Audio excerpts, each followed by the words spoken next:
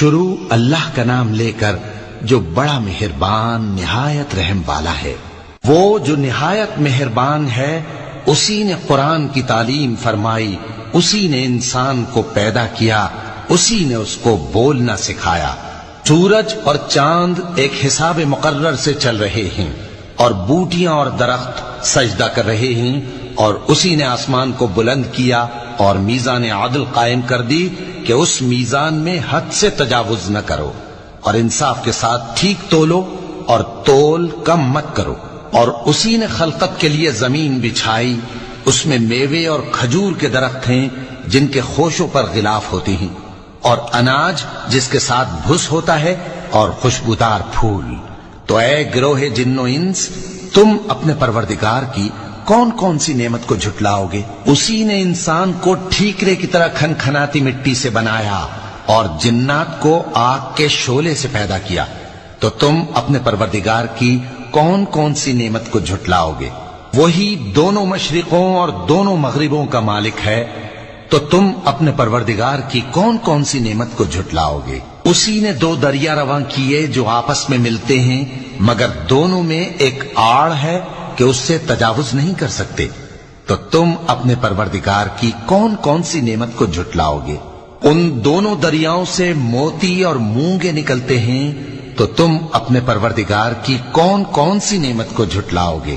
اور جہاز بھی اسی کے ہیں جو سمندر میں پہاڑوں کی طرح اونچے کھڑے ہوتے ہیں، تو تم اپنے پروردگار کی کون کون سی نعمت کو جھٹلاؤ گے؟ جو مخلوق زمین پر ہے سب کو فنا ہونا ہے، اور تمہارے پروردگار ہی کی ذات جو صاحب جلال و کرم ہے باقی رہے گی۔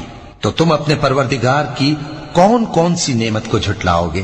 آسمان اور زمین میں جتنے لوگ ہیں سب اسی سے مانگتے ہیں، وہ ہر روز کسی نہ کسی کام میں ہوتا ہے۔ تو تم اپنے پروردگار کی کون کون سی نعمت کو جھٹلاؤ گے؟ اے دونوں جماعتوں، ہم ان قریب تمہاری طرف متوجہ ہوتے ہیں، تو تم اپنے پروردگار کی کون کون سی نعمت کو جھٹلاؤ گے؟ اے گروہ جن و انس، اگر تمہیں قدرت ہو کہ آسمان اور زمین کے کناروں سے نکل جاؤ تو نکل جاؤ، اور زور کے سوا تو تم نکل سکنے ہی کہ نہیں، تو تم اپنے پروردگار کی کون کون سی نعمت کو جھٹلاؤ گے؟ تم پر آگ کے شعلے صاف اور دھواں ملے چھوڑ دیے جائیں گے، تو پھر تم ان کا مقابلہ نہ کر سکو گے۔ تو تم اپنے پروردگار کی کون کون سی نعمت کو جھٹلاؤ گے؟ پھر جب آسمان پھٹ کر تیل کی تلچھٹ کی طرح گلابی ہو جائے گا تو وہ کیسا ہولناک دن ہوگا۔ تو تم اپنے پروردگار کی کون کون سی نعمت کو جھٹلاؤ گے؟ تو اس روز نہ تو کسی انسان سے اس کے گناہوں کے بارے میں پرسش کی جائے گی اور نہ کسی جن سے۔ تو تم اپنے پروردگار کی کون کون سی نعمت کو جھٹلاؤ گے؟ گناہگار اپنے چہرے ہی سے پہچان لیے جائیں گے تو پیشانی کے بالوں اور پاؤں سے پکڑ لیے جائیں گے۔ تو تم اپنے پروردگار کی کون کون سی نعمت کو جھٹلاؤ گے؟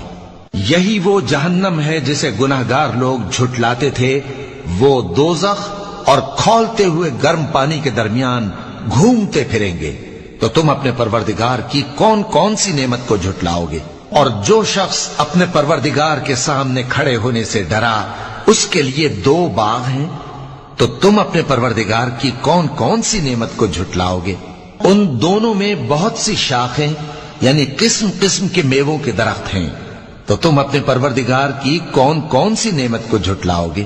ان میں دو چشمے بہ رہے ہیں، تو تم اپنے پروردگار کی کون کون سی نعمت کو جھٹلاؤ گے؟ ان میں سب میوے دو دو قسم کے ہیں، تو تم اپنے پروردگار کی کون کون سی نعمت کو جھٹلاؤ گے؟ اہل جنت ایسے بچھونوں پر جن کے استر اطلس کے ہیں تکیہ لگائے ہوئے ہوں گے، اور دونوں باغوں کے میوے قریب جھک رہے ہیں، تو تم اپنے پروردگار کی کون کون سی نعمت کو جھٹلاؤ گے؟ ان میں نیچی نگاہ والی عورتیں ہیں جن کو اہل جنت سے پہلے نہ کسی انسان نے ہاتھ لگایا اور نہ کسی جن نے۔ تو تم اپنے پروردگار کی کون کون سی نعمت کو جھٹلاؤ گے؟